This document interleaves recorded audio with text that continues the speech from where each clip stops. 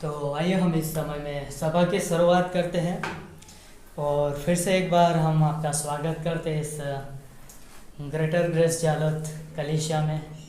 और आज बहुत अद्भुत समय रहने वाला है, प्रार्थना का समय है। तो क्यों ना हम इस सभा की शुरुआत करते हैं और प्रार्थना के साथ ही करते हैं। तो आइए हम प्रार्थना करते हैं। धन्यवाद देते हमारे जीवित और महान परमेश्वर पिता, आपके महान अनुग्रह के लिए प्रभु, आपकी महान दया के लिए धन्यवाद करते हैं पिता परमेश्वर कि आप स्तुति के योग्य परमेश्वर हो, आप अति ऊंच सिंहासन पर विराजमान हो। हम धन्यवाद करते पिता परमेश्वर कि आपने हमारे लिए एक अनुग्रह का सिंहासन रखा है प्रभु, और हम हियाव से प्रभु अपनी आवश्यकता में, अपनी ज़रूरत के समय में हम आपको के पास कभी भी आ सकते प्रभु। और धन्यवाद देते पिता परमेश्वर कि आप हमारे सारे बोझ को उठाने वाले परमेश्वर हो, और इसलिए हम अपने जीवन की सारी चिंताएं, सारी निराशाएं, सारी चीज़ों को हम आप पर डालते प्रभु। होने देना पिता परमेश्वर, आज की इस सभा को हम आपके हाथों में सौंपते। आज का प्रार्थना का समय प्रभु आपकी अगुवाई में, आपकी बुद्धिमत्ता में और आपकी उपस्थिति में पिता परमेश्वर अद्भुत समय रहे, वैसे हमारी प्रार्थना पिता। धन्यवाद करते हैं आपकी उपस्थिति और वायदों के लिए, क्योंकि आपने कहा है कि जहाँ 2 या 3 मेरे नाम से जमा होते हैं उनके बीच में मैं हूँ। हाँ प्रभु यीशु मसीह, आप हमारे बीच में हो। आपकी उपस्थिति के लिए हम आपका धन्यवाद देते हैं। और होने देना पिता परमेश्वर, इस समय में हम जो भी गाने गाएंगे पिता परमेश्वर, उस गानों के द्वारा प्रभु हम आपके स्वभाव को ऊंचा उठाए, आपके चरित्रों को ऊंचा उठाए, आपकी जय जयकार करें, जैसे हमारी प्रार्थना पिता। धन्यवाद करते पिता परमेश्वर, इस सभा की हर एक एक्टिविटीज आपके हाथों में सौंपते, आप ही हमारी मदद करना। धन्यवाद देते, सारा आदर सारी महिमा आपको देते हुए ये प्रार्थना यीशु मसीह के नाम से मांगते हैं, आमीन। तो आइए हम इस समय में परमेश्वर की आराधना करते हैं और हो लेंगे हम यीशु के संग, जिसने दिया है पापों से मुक्ति, धन्य हो उसका नाम।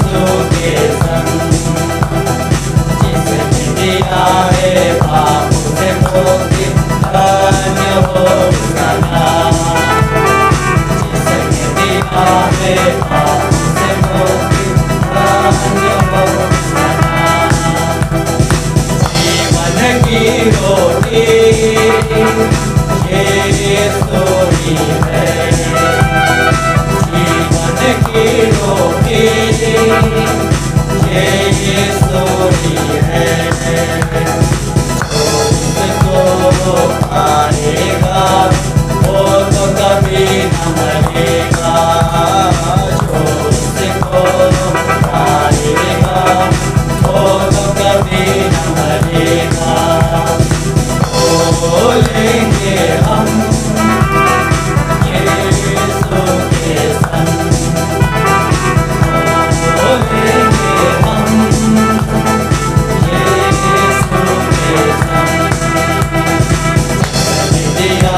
है पापों से मुक्ति, धन्य हो उसका नाम। जिसने दिया है पापों से मुक्ति, धन्य हो उसका नाम, धन्य हो उसका नाम, धन्य हो उसका नाम। सच में हमने यीशु मसीह पर विश्वास किया तो हम यीशु मसीह के पीछे चल निकले, उसकी महिमा करने के लिए, उसकी आराधना करने के लिए। और हम जानते हैं कि यीशु मसीह ने हमारे लिए एक अद्भुत वायदा किया है कि मैं मार्ग हूँ, सत्य हूँ और जीवन हूँ। और इसलिए यीशु मसीह इस धरती पर आया था ताकि वो हमें भरपूर जीवन दे। और कितनी अद्भुत बात है कि विश्वासी लोग उनका आनंद उठाए। और तो क्यों ना हम परमेश्वर की महिमा के लिए और एक गाना गाते हैं, हालात बदल जाते हैं यीशु तेरे आने से।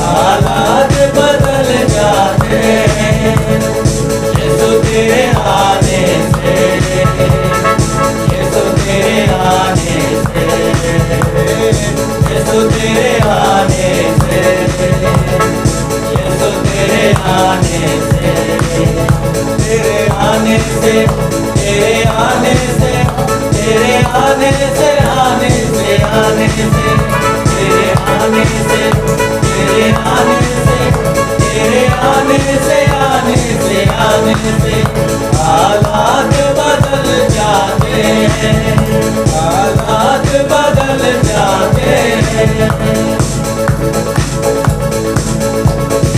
घोड़ों से चलने हुआ, जख्मों से चूर हुआ, घोड़ों से चलने हुआ, जख्मों से चूर हुआ, सूली की राहों पर गम से न ढाल हुआ, सूली की राहों पर गम से न ढाल हुआ।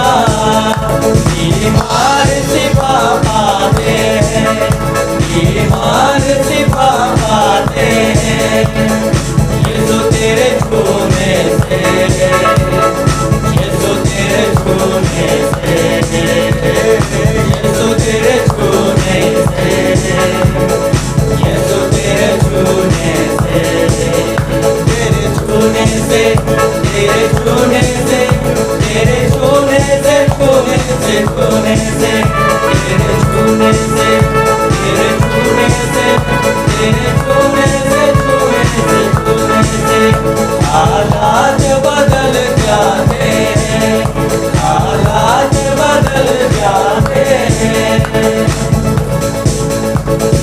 यार की बेटी को यीशु ने जिंदा किया, यार की बेटी को यीशु ने जिंदा किया, मुर्दा लाजर को यीशु ने जिंदा किया, मुर्दा लाजर को यीशु ने जिंदा किया। मुर्दे भी जी उठते हैं, मुर्दे भी जी उठते हैं यीशु तेरे आने से, यीशु तेरे आने से, यीशु तेरे आने से, यीशु तेरे आने से, तेरे आने से, तेरे आने से, तेरे आने से, आने से, आने से, तेरे आने से, तेरे आने से, तेरे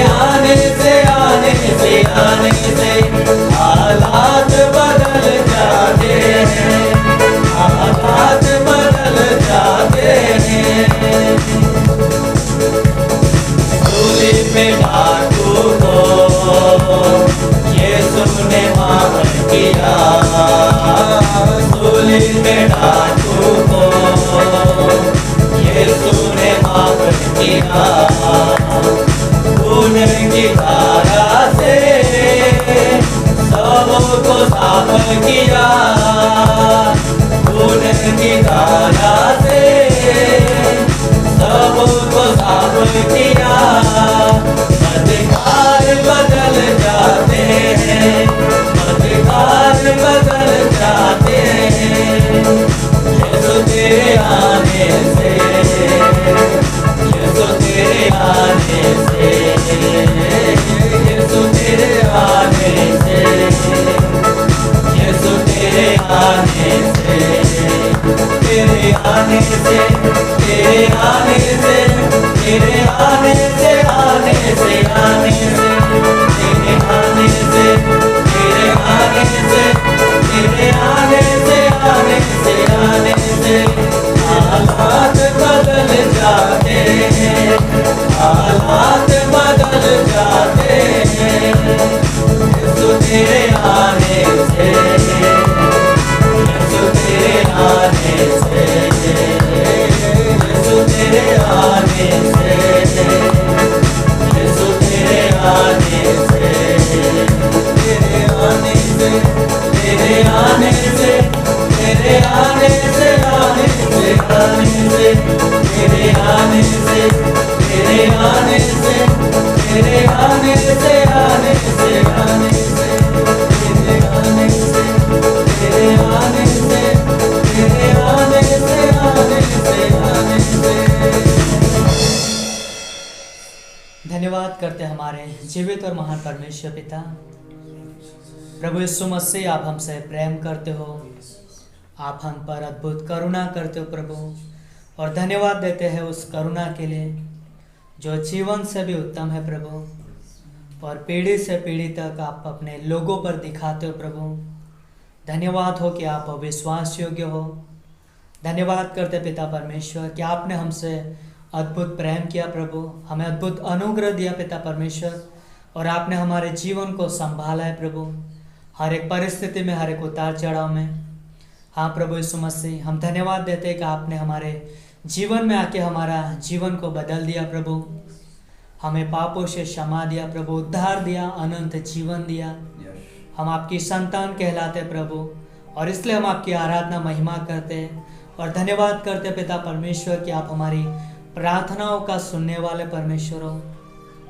हाँ प्रभु, बाइबल में आप साबित हो चुके हो, और इस जीवन में भी आप अद्भुत चमत्कार करते हो, हमारे जीवन में हमारी प्रार्थना का जवाब लेके आते हो प्रभु। धन्यवाद करते हैं कि हमारी प्रार्थनाओं को आप आदर देते हो, आप स्वर्ग से सुनते हो प्रभु। धन्यवाद करते हैं यीशु मसीह, धन्यवाद हो प्रभु, धन्यवाद। प्रार्थना में जो कुछ मांगा पूरा करो और मांग।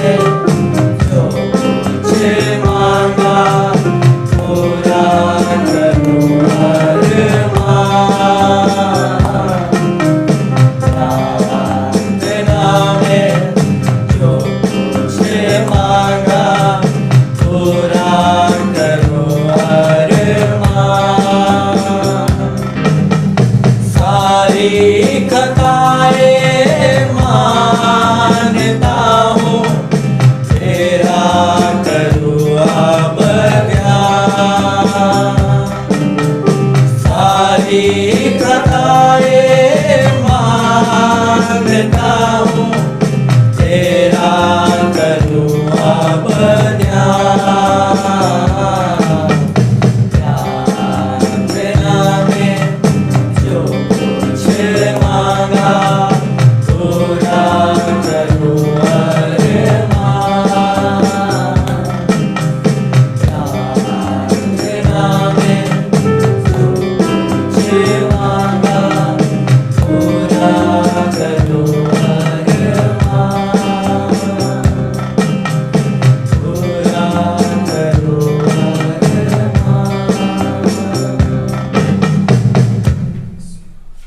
धन्यवाद करते हैं पिता परमेश्वर, आपकी नाम की आराधना स्तुति करते हैं प्रभु। सच में परमेश्वर आप राजाओं के राजा, प्रभुओं के प्रभु, स्वर्ग में विराजमान परमेश्वर और पिता परमेश्वर। धन्यवाद करते हैं, आपकी नाम की स्तुति और आराधना करते हैं प्रभु। और धन्यवाद देते हैं प्रभु ये समय के लिए जो हमारे जीवन में आपने दिया है पिता परमेश्वर, इसका हम बहुतायत से इस्तेमाल कर सके, इसे हम प्रार्थना करते हैं पिता परमेश्वर। इस सभा को हम आपके हाथ में सौंपते हैं प्रभु, और जो भी एक्टिविटीज़ होगी सारी बातों में पिता परमेश्वर आप सहायता मांगते हैं पिता परमेश्वर। जो वचन होगा उसमें पिता परमेश्वर हम आपकी सामर्थ्य मांगते हैं, आपकी समझण बुद्धि को मांगते हैं पिता परमेश्वर। आप सहायता और मदद करना। दास को भी हम आपके हाथ में सौंपते हैं प्रभु, और यहाँ जितने उपस्थित है सबके जीवन को हम आपके हाथ में सौंपते हैं प्रभु। धन्यवाद करते हैं इस समय के लिए। आगे की हर एक एक्टिविटीज़ आपके हाथ में सौंपते हैं। प्रार्थना यीशु मसीह आपके नाम से मांगते हैं, आमीन। ओके, आप सभी का स्वागत है ग्रेटर के झालुत कलीसिया में।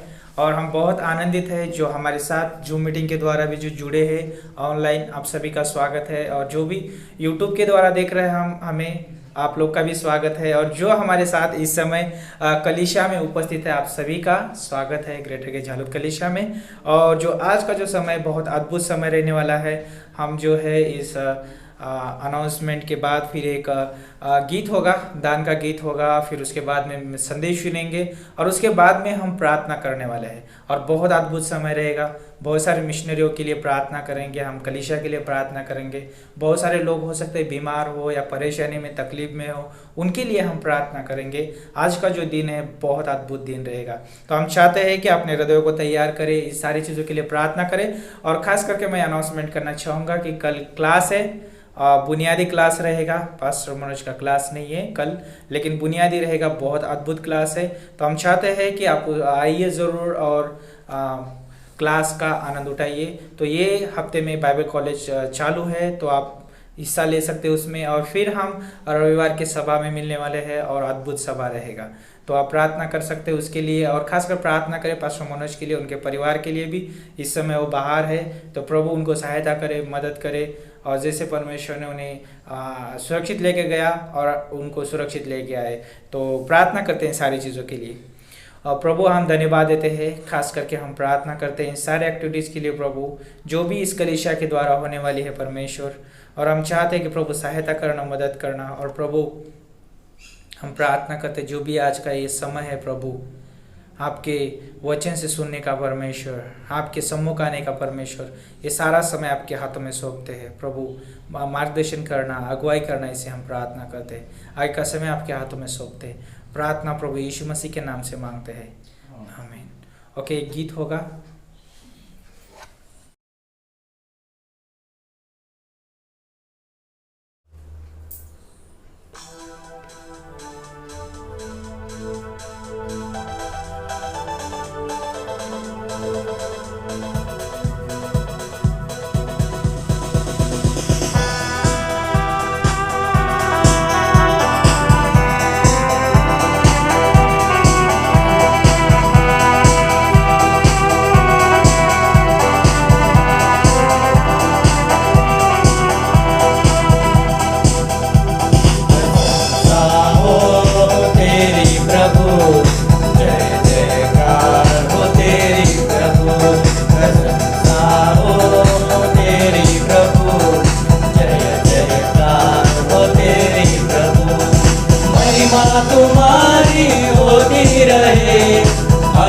कामों से तुम्हें महिमा मिले, महिमा तुम्हारी होती रहे। अद्भुत कामों से तुम्हें महिमा मिले, अद्भुत कामों से तुम्हें महिमा मिले। प्रशंसा हो तेरी प्रभु, जय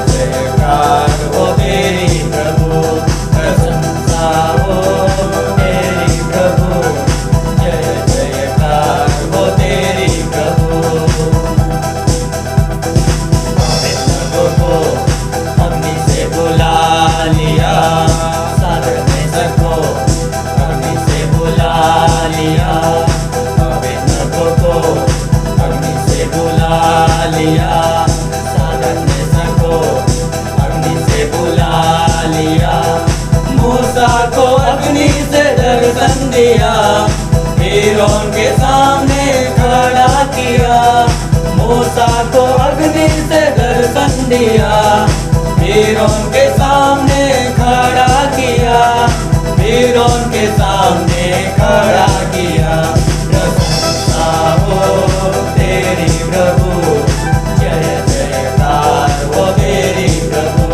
प्रशंसा हो तेरी प्रभु, जय जयकार हो तेरी प्रभु। क्योंकि तूने बड़े बड़े काम किए, दानियल को सिंहों से बचा लिया। क्योंकि तूने बड़े बड़े काम किए, दानियल को सिंहों से बचा लिया। ना छुप सके यूना नबी, मछली के पेट से बुला लिया। ना छुप सके यूना नबी, मछली के पेट से बुला लिया। मछली के पेट से बुला लिया। प्रशंसा हो तेरी प्रभु, जय जयकार हो तेरी प्रभु। प्रशंसा हो तेरी प्रभु, जय जयकार हो तेरी प्रभु। जय जयकार हो तेरी प्रभु, जय जयकार हो तेरी प्रभु।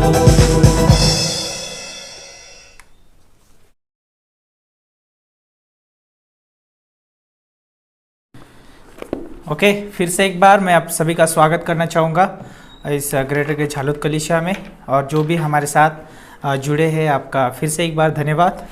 तो ये समय जो है परमेश्वर के वचन से देखने का है, और कुछ हम परमेश्वर से बातें हम सुनेंगे कि रियली परमेश्वर मुझे क्या कहना चाहता है। तो आप मेरे साथ परमेश्वर का वचन पढ़ने के लिए निकाल सकते हैं याकूब की किताब, उसका 5 अध्याय और उसकी 16 पंक्ति। नए नियम से इब्रानियों की बाद में आती है किताब, याकूब की किताब उसका 5 अध्याय और उसकी 16 पंक्ति इस रीति से कहती है, इसलिए तुम आपस में एक दूसरे के सामने अपने अपने पापों को मान लो और एक दूसरे के लिए प्रार्थना करो, जिससे चंगे हो जाओ। धर्मी जन की प्रार्थना के प्रभाव से बहुत कुछ हो सकता है। 17 पंक्ति बोलती है, एलिया भी तो हमारे समान दुख सुख भोगी मनुष्य था, और उसने गिड़गिड़ा कर प्रार्थना की कि मैं न बरसे, और 3.5 वर्ष तक भूमि पर मैं न बरसा। फिर उसने प्रार्थना की तो आकाश से वर्षा हुई और भूमि फलवंत हुई। हे मेरे भाइयों, यदि तुम में कोई सत्य के मार्ग से भटक जाए और कोई उसको फेर लाए, तो वह ये जान ले कि जो कोई किसी भी भटके हुए पापी को फेर लाएगा, वह एक प्राण को मृत्यु से बचाएगा और अनेक पापों पर पर्दा डालेगा। तो आप जैसे कि हमने पढ़ा यहाँ पर याकूब की किताब उसका 5 अध्याय और 16 पंक्ति, उससे रिलेटेड आप पढ़ सकते हैं। पहला राजा उसका 18 अध्याय में आप देख सकते हो उससे। और हम जानते हैं कि यहाँ पर एलिया है और परमेश्वर का भक्त है, और वो एक परमेश्वर पे विश्वास करने वाला है, जीवित परमेश्वर पे। और वो व्यक्ति जो है हमारे जैसा ही साधारण मनुष्य है, लेकिन हम जानते हैं कि साधारण मनुष्य होने के नाते लेकिन हमारे अंदर जो रहता है वो साधारण नहीं है। हमारे पास जो है पवित्र आत्मा है, जो परमेश्वर है, वो साधारण नहीं है। हम मनुष्य साधारण हो सकते हैं, लेकिन हमारे अंदर जो रहने वाला है वो साधारण नहीं है। उसके पास बहुत सामर्थ्य है और सारी चीज़ों के ऊपर अधिकार रखने वाला है। और हम जानते हैं कि यीशु मसीह का अधिकार सारी चीज़ों के ऊपर है, चाहे मृत्यु हो, चाहे जीवन हो, चाहे दुख हो, चाहे सुख हो, सारी चीज़ों के ऊपर उसका अधिकार है। तो यहाँ पर जब हम देखते हैं कि एलिया की प्रार्थना के बारे में, तो उससे पहले और एक पंक्ति पढ़ेंगे हम। आप मेरे साथ निकाल सकते हैं पुराने नियम से पहले शमूएल की किताब उसका 1 अध्याय और उसकी 10 पंक्ति। पहला शमूएल की किताब उसका 1 अध्याय और 10 पंक्ति। यहाँ पर एक स्त्री है, उसका नाम है हन्ना, और वो जो है जीवित परमेश्वर के सामने प्रार्थना कर रही है। और अभी वो जो है अपने मन में बहुत व्याकुल है और वो प्रार्थना कर रही है इसी रीति से। 10 पंक्ति पर देख सकते हैं आप, बोलता है यहाँ पे वचन, और वह मन में व्याकुल होकर यहोवा से प्रार्थना करने और बिलक बिलक कर रोने लगी।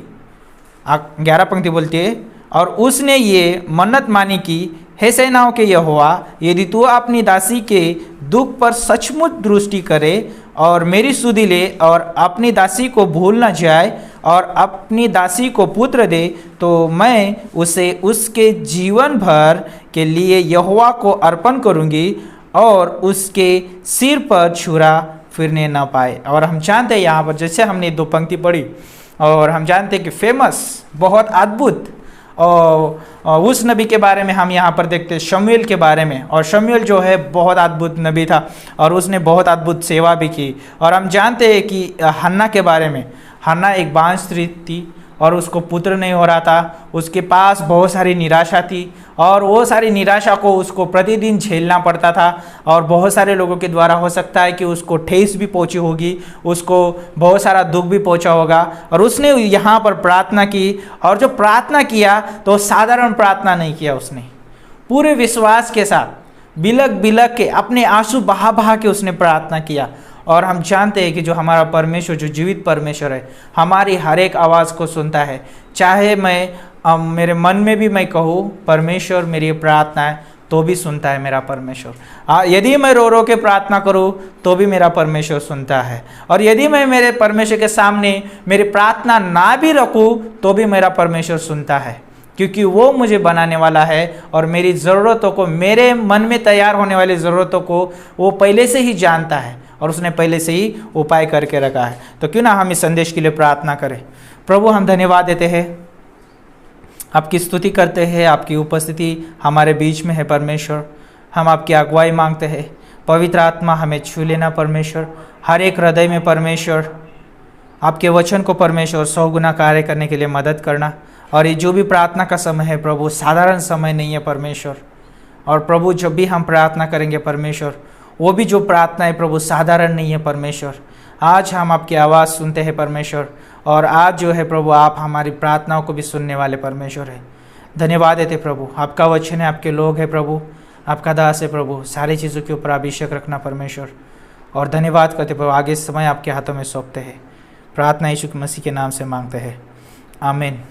ओके, यहाँ पर जब हम याकूब की पत्री में देखा 5 अध्याय और 16 से लेकर हमने आगे पंक्तियों में देखा, वहाँ पर है एलिया है और वो परमेश्वर का दास है और वो अपने घुटनों के अंदर जाके वो प्रार्थना कर रहा है। हम जानते हैं कि आप पहला राजा की किताब उसका 18 अध्याय पढ़ेंगे, वहाँ पर इजबेल है वहाँ पर और वो उनके लोग हैं वहाँ पर, और एलिया ने वहाँ पर प्रार्थना किया और हम देखते कि 3.5 साल तक बारिश नहीं हुई। और फिर बाद में हम देखते कि एलिया ने प्रार्थना की और वहाँ पर बारिश हो गई।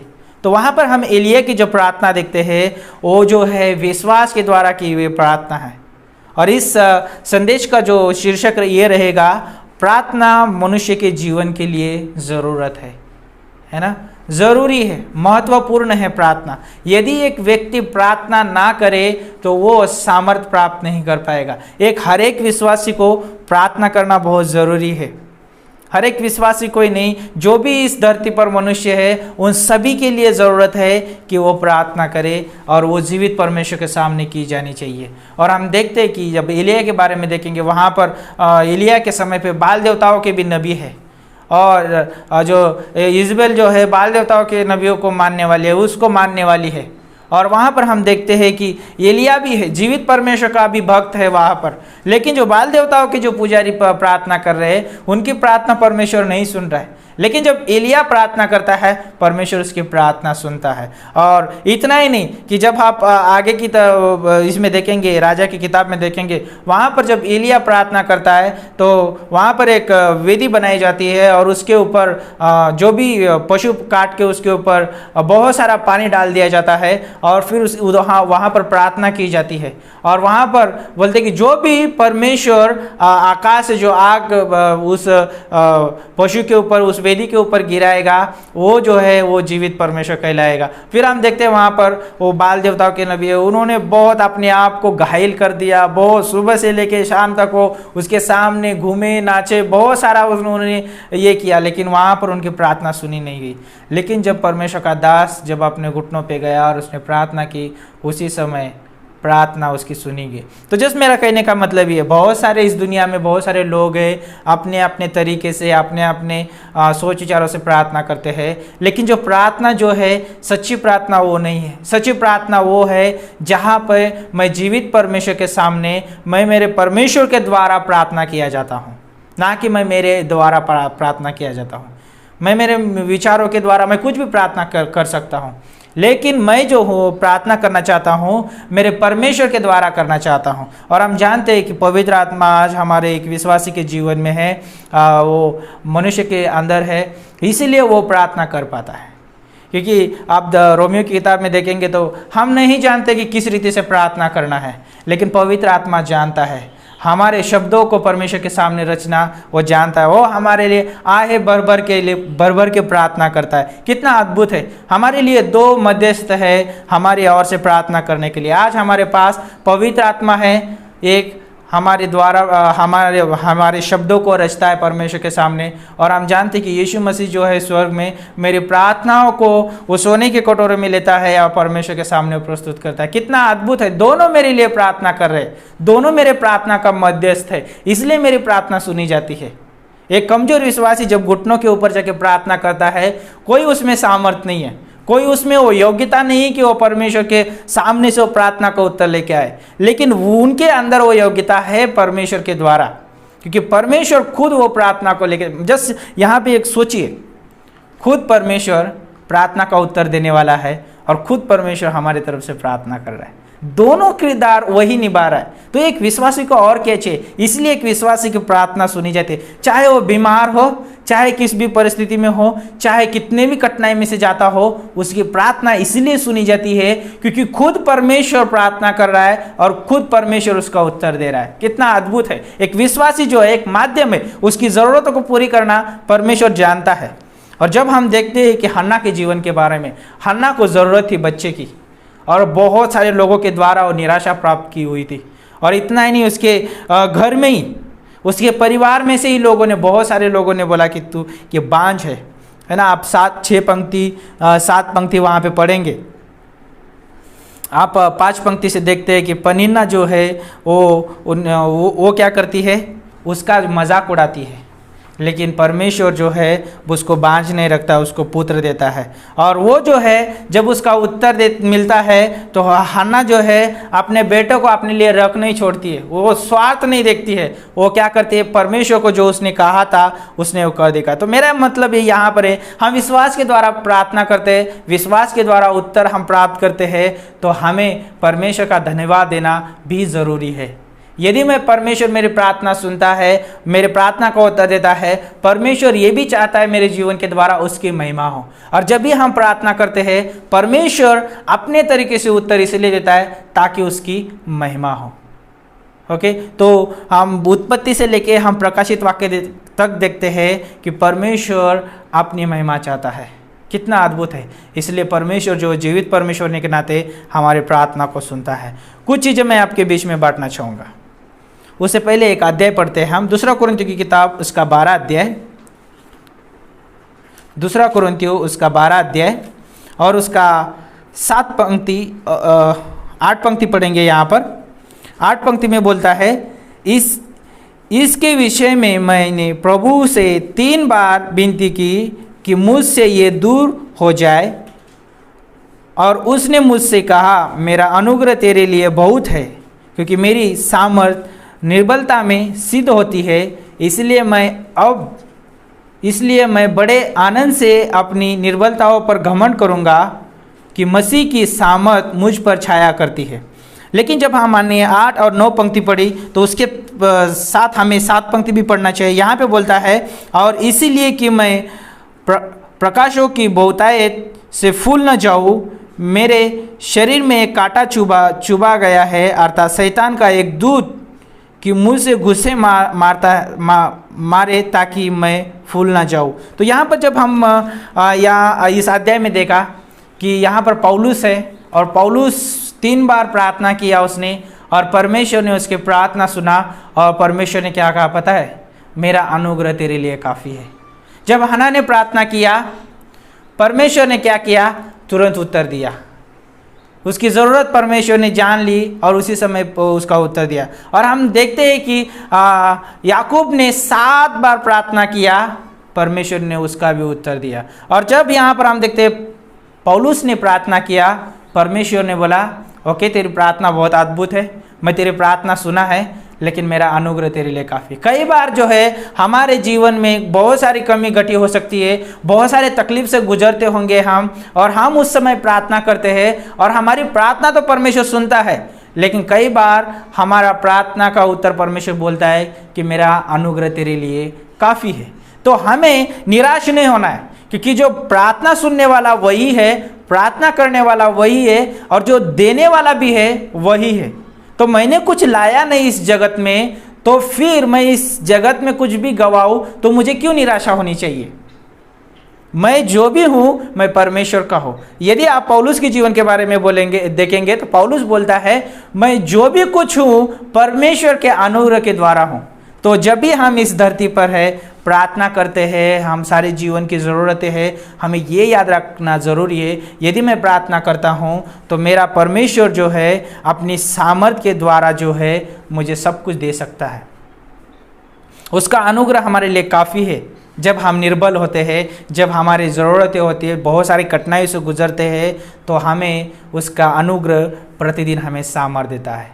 इसलिए हमारी एक ज़रूरत है प्रतिदिन की, जो है अनुग्रह है। जब अनुग्रह परमेश्वर का है तो मुझे कोई घटी नहीं है उसमें, क्योंकि अनुग्रह है, जो बोलते हैं अनुग्रह का डेफिनेशन हम हर बार सुनते हैं, जिसके लायक मैं नहीं था वो हमको मिला। सोचिए कि यदि मैं बीमार हूँ या तकलीफ में समस्या से गुजर रहा हूँ, हो सकता है मैं बहुत सारी चीज़ों के लिए प्रार्थना कर रहा हूँ, तो उस समय परमेश्वर का अनुग्रह जो है, जिसके लायक मैं नहीं हूँ, वो सारी चीज़ें मुझे दे सकता है। तो मुझे चिंता करने की क्यों ज़रूरत है। परमेश्वर बोलता है 1 पतरस 5:7 में सारी चिंता मुझ पर डाल दो क्योंकि मुझे तुम्हारा ध्यान है।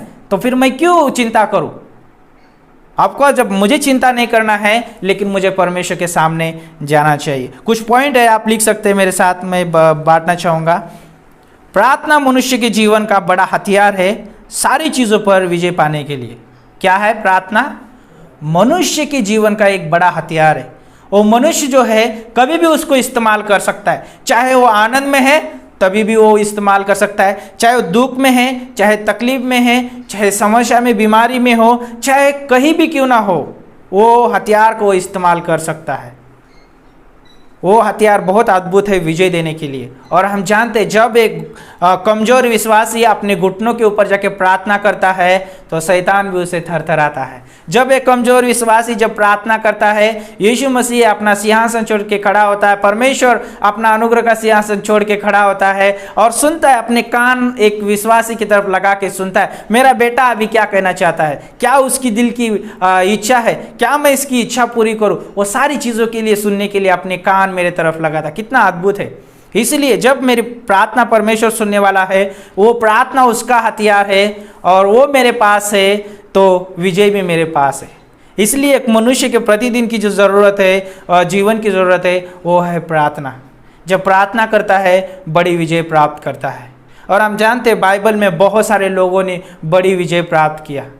जब लाल समुद्र को पार करना था मूसा को और इज़राइल प्रजा को, मूसा ने हाथ बढ़ा के प्रार्थना किया और हम जानते हैं वहाँ पे जो लाल समुद्र 2 भाग हो गया। कितना अद्भुत है। प्रार्थना में सामर्थ है और वो मनुष्य की जीवन की ज़रूरत है। और जब वो प्रार्थना करता है विजय प्राप्त करता है। वहाँ पर उन्होंने प्रार्थना किया और विजय को भी प्राप्त किया। वो बड़ा हथियार है।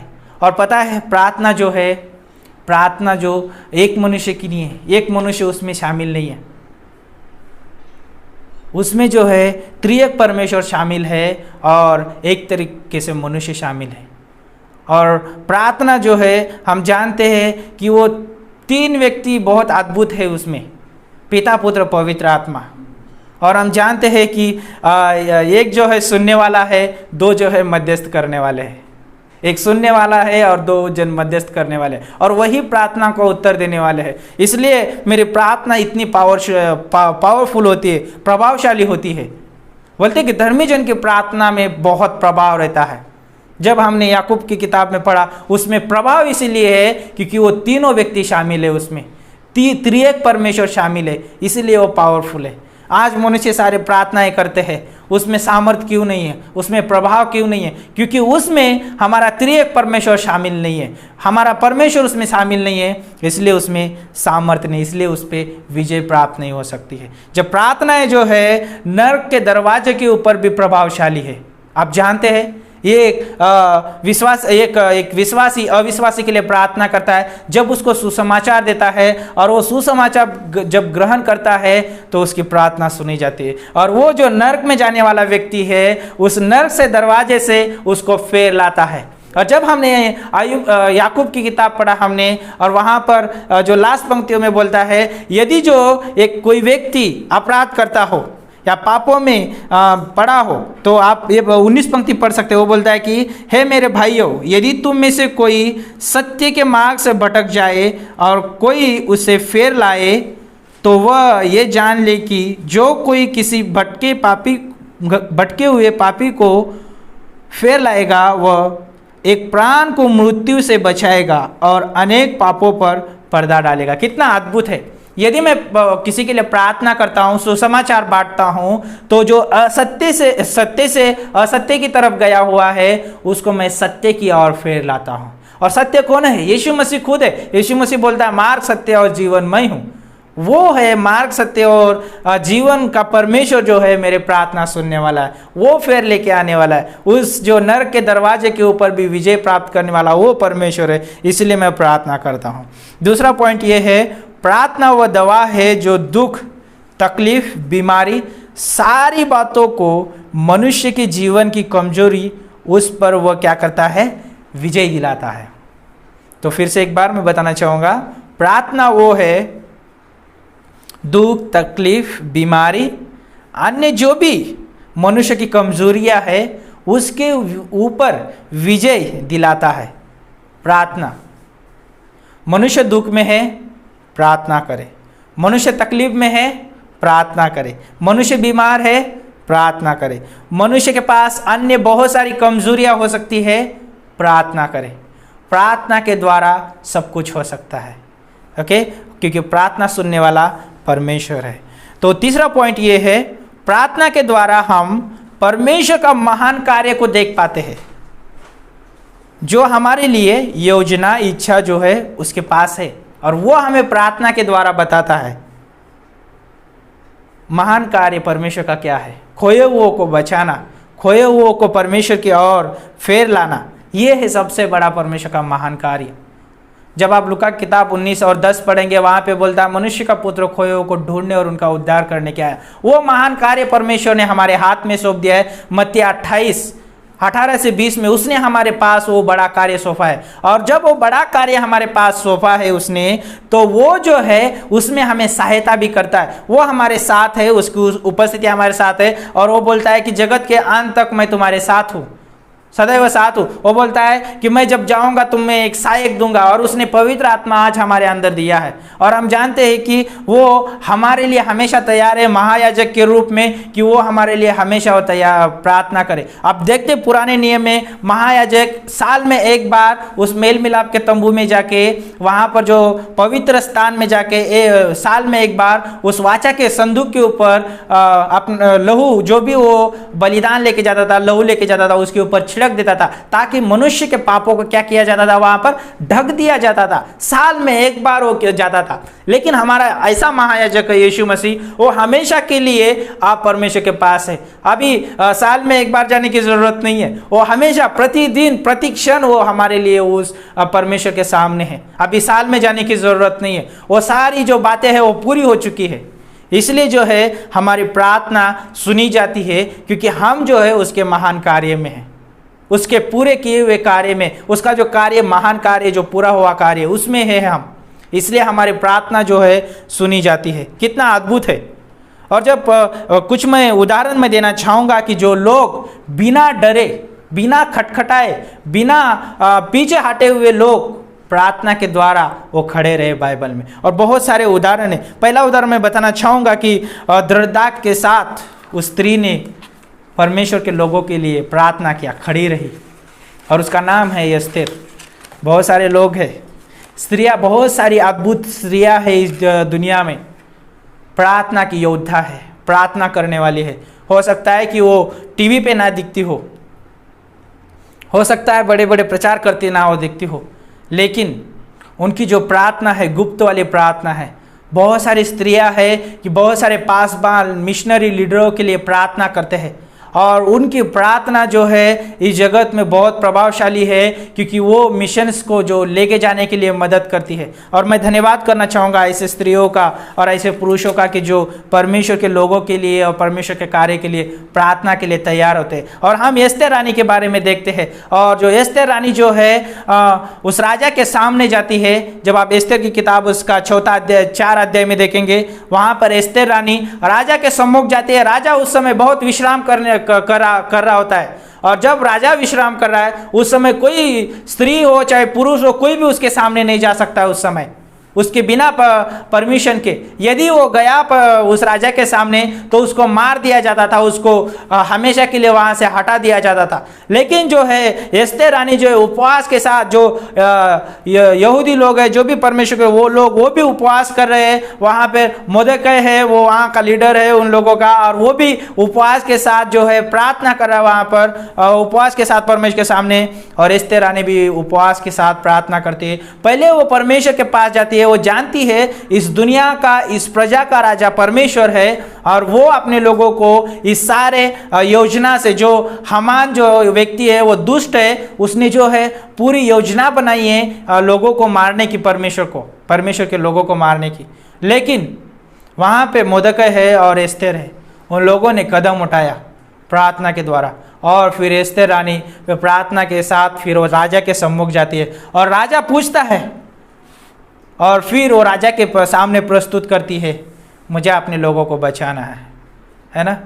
क्यों यहाँ पर मैं सोच रहा था इस रीति से, चाहे मुझे कोई भी इस दुनिया का राजा क्यों ना मुझे वो परमेश्वर के सम्मुख जाने के लिए रोक नहीं सकता है। हो सकता है शैतान जो है मनुष्य के जीवन में बहुत सारी रुकावटें लाएगा प्रार्थना के समय, और ज़्यादा जो वार बोलते हैं, जो युद्ध होता है प्रार्थना के समय पे होता है। जब एक विश्वासी प्रार्थना करने के लिए बैठता है, उसके विचारों में बहुत सारे दुनिया के विचार, ज़रूरतों के विचार, बहुत सारे काम आ सकते हैं, ताकि उसका जो रिलेशन, जो परमेश्वर के साथ, जो कनेक्शन, जो संबंध परमेश्वर के साथ जुड़ा है, उसको तोड़ने के लिए तोड़ दे, ताकि वो सारी चीज़ें जो है वो मांगने वाला है, वो सारी चीज़ें उसको प्राप्त ना हो, वो निराश हो जाए। निराश जब हो जाएगा व्यक्ति, परमेश्वर के सामने जाने के लिए क्या होगा, वो कमज़ोर हो जाएगा।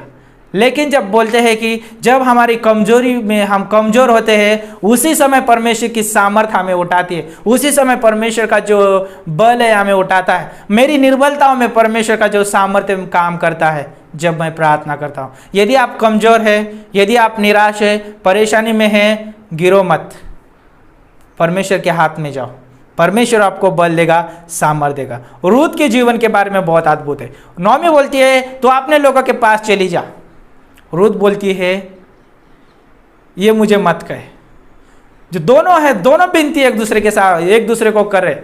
जो हम किसी को बोलते कि विनती करते हैं, वो एक प्रार्थना के द्वारा है। रूत बोलती है मुझे जाने के लिए मत बोल, और नौमी बोलती है तू अपने लोगों के पास चली जा। हम उस स्थान में खड़े रहते हैं, हम डटे रहते हैं वहाँ पर, मैं नहीं जाऊँगा, बिना परमेश्वर के सामर्थ्य से, बिना परमेश्वर की उपस्थिति से मैं नहीं जाऊँगा। और रूत को पता था कि नौमी के पास चाहे कुछ भी क्यों ना हो, चाहे कुछ भी ना रहे, उसकी खेती नहीं है, उसका पति नहीं है, उसका कुछ नहीं है, धन दौलत कुछ भी नहीं है, लेकिन फिर भी मैं खड़ी रहूँगी उसके साथ, फिर भी मैं खड़ी रहूँगी उसके साथ। कितना अद्भुत है, प्रार्थना में वो खड़ी रही। प्रार्थना हमें जो है एक विश्वासी को खड़ा करती है, सामर्थ्य देती है प्रार्थना खड़ा रहने के लिए, और दोनों एक दूसरे के लिए आशीष का कारण बने। नौमी रूत के लिए आशीष का कारण बनी, और रूत नौमी के लिए आशीष का कारण बने। जब हम प्रार्थना करते हैं किसी के लिए या किसी के लिए खड़े रहते हैं, तो हम मनुष्य की ओर से खड़े नहीं रहते, हम परमेश्वर की ओर से खड़े रहते। यदि कोई साधारण रूप से बोले कि मेरे लिए प्रार्थना करना, मैं इस तकलीफ से गुजर रहा हूँ, इस तकलीफ में हूँ मैं, हो सकता है उसको पैसों की ज़रूरत हो सकता है वो बीमार हो, उसको कोई सहायता की ज़रूरत हो सकता है किसी को काउंसलिंग की ज़रूरत हो, सलाह देने की ज़रूरत हो सकता है पति पत्नी का कोई झगड़ा हो, या हो सकता है परिवार में बहुत सारी दिक्कतें होती हो, और वो व्यक्ति आपको बोलता है कि मेरे लिए प्रार्थना करना। आप उस व्यक्ति की तरफ से नहीं खड़े हैं, आप परमेश्वर की ओर से खड़े हैं। जब भी हम किसी के लिए प्रार्थना करते हैं, मैं मनुष्य की ओर से खड़ा नहीं हूँ, मैं परमेश्वर की ओर से खड़ा हूँ, इस रीति से मुझे प्रार्थना करना है। क्योंकि मैं प्रार्थना सुनने वाला नहीं हूँ, और मैं जो प्रार्थना जो है मैं नहीं कर रहा हूँ, लेकिन मेरे अंदर से ही परमेश्वर वो प्रार्थना कर रहा है, और वही परमेश्वर प्रार्थना सुनने वाला है। जब मैं प्रार्थना करता हूँ किसी के लिए, परमेश्वर आशीष यहाँ पर देता है और फिर वहाँ पर आशीष जाती है। जब मैं सच में प्रार्थना करता हूँ तो परमेश्वर डायरेक्ट आशीष वहाँ पर नहीं देता है। जिस व्यक्ति के लिए मैं प्रार्थना कर रहा हूँ, परमेश्वर पहले आशीष मेरे पास देता है और फिर वहाँ पर लेके जाता है। तो जब भी किसी कोई बोलता है कि प्रार्थना करे, तो डेली प्रार्थना करे। और यदि हो सकता है कि यदि आप उसकी परमेश्वर आपके मन में डालता है कि यदि वो व्यक्ति कुछ कंडीशन से गुजर रहा है, हो सकता है फाइनेंशियली, हो सकता है जो भी कुछ हो, उसके लिए ज़रूर सहायता करें। देना भी किसी के लिए एक प्रार्थना का माध्यम है। और जब कोई बोलता है कि मेरे लिए प्रार्थना करो, तो उसमें जो दो चीज़ें शामिल है, वो बोलता है कि मेरे लिए विनती करो और मेरे लिए सहायता करो। क्या बोलता है? मेरे लिए विनती करो और मेरे लिए सहायता करो। इसका प्रार्थना का मतलब यह होता है, जरूरी है। और मुझे उस स्थिति में खड़ा होकर मुझे देखना है, क्या रैली में इसके लिए विनती करने के लिए मैं खड़ा हूँ, क्या मैं इसके लिए कोई सहायता कर सकता हूँ। यदि मेरी योग्यता है, मैं उसको सहायता करता हूँ, तो परमेश्वर मेरे दिल में डालेगा। परमेश्वर बोलेगा मुझे, यस तू प्रार्थना कर रहा है, लेकिन उस व्यक्ति की यह ज़रूरत है, आप ज़रूर तू मदद करना उसे। इसलिए मैं जब भी प्रार्थना करता हूँ, मैं परमेश्वर के ऊपर निर्भर होना चाहता हूँ। इसलिए कि जब भी प्रार्थना करते हो, आप ये सोचिए कि मैं प्रार्थना ना करूँ, लेकिन मेरे द्वारा परमेश्वर प्रार्थना करे और मेरे द्वारा परमेश्वर प्रार्थना का उत्तर भी दे। कितना अद्भुत है ये मनुष्य के लिए। इसलिए जो एक विश्वासी की जो प्रार्थना है, साधारण प्रार्थना नहीं है, बहुत प्रभावशाली है। बाइबल कहती है एलिया भी एक साधारण मनुष्य था हमारे तरह, लेकिन उसके प्रार्थना में वो प्रभाव था। क्यों था पता है? क्योंकि खुद स्वयं परमेश्वर प्रार्थना करने वाला था, स्वयं प्रार्थना का उत्तर देने वाला परमेश्वर था। मूसा ने प्रार्थना किया, और हम जानते हैं कि इजराइल प्रजा ने पाप किया, लेकिन मूसा उनकी तरफ से खड़ा हुआ। बोलता है उन्होंने पाप किया, तेरे विरोध में गए, तेरे विरोध में कार्य किया। यदि तू उनको नाश करना चाहता है, तो उससे पहले तेरे जो वो किताब है उसमें से मेरा नाम हटा दे। परमेश्वर बोलता है नहीं, जिसने मेरे विरुद्ध में कार्य किया है उसको मैं दंड दूंगा। लेकिन मूसा उनके लिए मध्यस्थ बना। हमें मूसा जो है इजराइल प्रजा की तरफ से खड़ा नहीं था, लेकिन परमेश्वर की ओर से खड़ा था वो। क्योंकि जो मध्यस्थ था वो परमेश्वर की और इजराइल प्रजा की दोनों के लिए एक मध्यस्थ था वो। हम किसी के लिए प्रार्थना करते हैं, हम परमेश्वर की ओर से खड़े हैं, लेकिन हम दोनों के लिए ये मध्यस्थ है। दोनों के लिए वो एक मध्यस्थ है, एक बोलते हैं कि एक सहायक है हम दोनों के लिए। इसलिए जो मध्यस्थता की प्रार्थना जो है बहुत प्रभावशाली है। इसलिए जो प्रार्थना करने वाला एक व्यक्ति है बहुत योद्धा है। इसलिए आप साधारण मत समझिए। जब आप घुटनों के ऊपर जाते हैं तो खुद को कमजोर या साधारण मत समझिए। वो जो है सेवा जो है वो सबके छुप कर है, लेकिन बहुत प्रभावशाली है। आपको पुलपीठ से प्रचार करने वाले प्रचारक बहुत दिखाई देंगे, लेकिन क्या प्रार्थना का जीवन है, ये बहुत इंपॉर्टेंट। यदि प्रार्थना का जीवन है, उस प्रार्थना के प्रभाव से बहुत कुछ हो सकता है। ओके, तो हम आयुब के जीवन के बारे में देखते हैं। आयुब ने अपने बेटे बेटियों के बारे में प्रार्थना किया। प्रतिदिन वो परमेश्वर के सामने वो बलि चढ़ाता था, ताकि वो सोचता था कि अरे मेरे बच्चों ने कुछ परमेश्वर के विरोध में पाप ना किया हो। वो प्रतिदिन वो बलि चढ़ाता था। उसका बलि चढ़ाने का मतलब था कि परमेश्वर के सम्मुख जाता था वो प्रतिदिन अपने बच्चों के लिए। और जब वो शैतान के द्वारा परीक्षा की गई, वो सारी चीज़ों में हुआ, फिर उसके 3 दोस्त आए, उन्होंने उसके साथ बहुत सारा शोक मनाया, वो सारी चीज़ें हुई। और बाद में उन्होंने भी परमेश्वर के कुछ विरोध में बोला। और फिर बोलता है परमेश्वर बोलता है आयुब को, तू प्रार्थना करेगा तेरे दोस्तों के लिए और मैं तेरी प्रार्थना सुनूंगा और तेरे दोस्तों को मैं चंगा भला कर दूंगा। और हम देखते हैं कि आयुब ने खुद के बच्चों के लिए प्रार्थना की, खुद के लिए भी प्रार्थना की और दोस्तों के लिए भी प्रार्थना की। और हम जानते हैं हम जब प्रार्थना करते हैं, हम खुद के लिए भी करते हैं, अपने परिवार के लिए करते हैं और दूसरों के लिए भी करते हैं। तो प्रार्थना जो है सबके लिए, ना कि खुद मेरे लिए। यदि मैं खुद के लिए ही प्रार्थना करता हूँ, तो मुझे आज से शुरुआत करना है दूसरों के लिए भी मैं प्रार्थना करूँ। समय नहीं गया है, समय अभी यही है कि मैं दूसरों के। आज हम यहाँ पर खड़े हैं तो हम सिर्फ हमारे लिए नहीं, हम दूसरों के लिए भी प्रार्थना करने के लिए है। तो अंत में मैं बताना चाहूँगा, यिर्मयाह ने प्रार्थना की परमेश्वर के लोगों के लिए, और उसने साधारण प्रार्थना नहीं की, रो रो के उसने प्रार्थना की। और बाइबल में कहते हैं कि रोने वाला भविष्यवक्ता उसके बारे में बोलते हैं। वो रो रो के विनती करने वाला व्यक्ति था, रो रो के लोगों के सामने जाने वाला था, रो रो के परमेश्वर के पास जाने वाला था। वो एक बोलते हैं कि टूटा हुआ हृदय हमेशा उसका साथ था। पर प्रार्थना में जो है हमारे पास एक टूटा हुआ हृदय होना चाहिए। जो टूटा हुआ हृदय है, जब हम बाइबल में देखते हैं कि वो बोलता है कि वो बलि चढ़ाते हैं हम, उससे भी उत्तम है ना, कि टूटा हुआ हृदय बहुत प्रभावशाली, और परमेश्वर उसे बहुत प्रसन्न करता है, बहुत उसका क्या बोलते हैं, हार से उसका आनंद करता है। और टूटे हुए हृदय का क्यों पता है? उसमें कोई चीज़ अच्छी नहीं है टूटे हुए हृदय में। परमेश्वर उसको जोड़ना जानता है। परमेश्वर अपने अनुग्रह और प्रेम से उसको जोड़ता है ताकि उसमें उसका सामर्थ कार्य करे, ताकि उसमें उसकी महिमा हो। कितना अद्भुत है! जब एक टूटने जाएगा हृदय तो वो अपने आप में वो सोचेगा कि अरे मैं कुछ हूँ, लेकिन जब वो टूट जाएगा तो वो परमेश्वर के ऊपर निर्भर होगा। जब मैं प्रार्थना करता हूँ, परमेश्वर के ऊपर निर्भर होकर प्रार्थना करना चाहता हूँ, ना कि मैं मेरे सामर्थ्य से, ना कि मैं योजनाओं के ऊपर, ना कि मेरे विचारों के ऊपर। तो मैं परमेश्वर के ऊपर निर्भर होकर प्रार्थना करना चाहता हूँ। दानियल जो था, जब आप छठा अध्याय से ले दानियल का छठा अध्याय 9वां अध्याय तक देखेंगे, दानियल जो था दिन में 3 बार प्रार्थना करने वाला व्यक्ति था।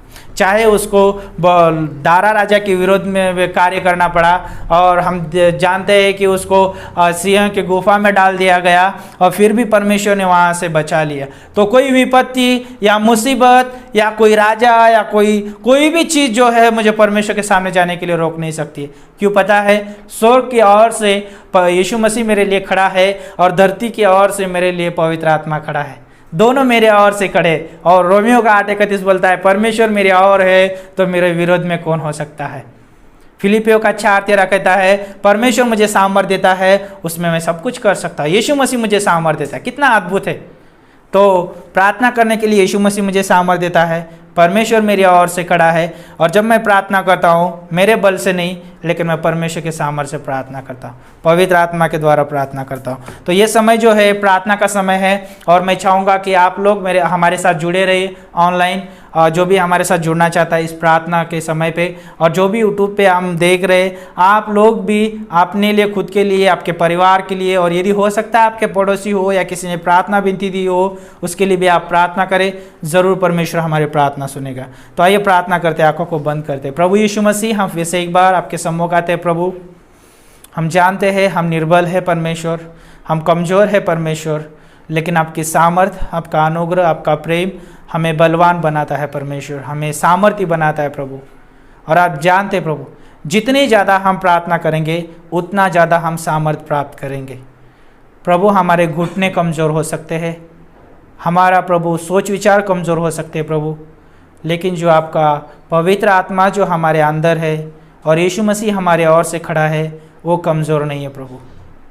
हमसे और सारी चीज़ों से सामर्थ्यशाली परमेश्वर आप है प्रभु। हमें सहायता करना, मदद करना। ये प्रार्थना का समय 100 गुना आशीषित रहे परमेश्वर। धन्यवाद करते, आगे का समय आपके हाथों में सौंपते। प्रार्थना प्रभु यीशु मसीह के नाम से मांगते हैं, आमीन।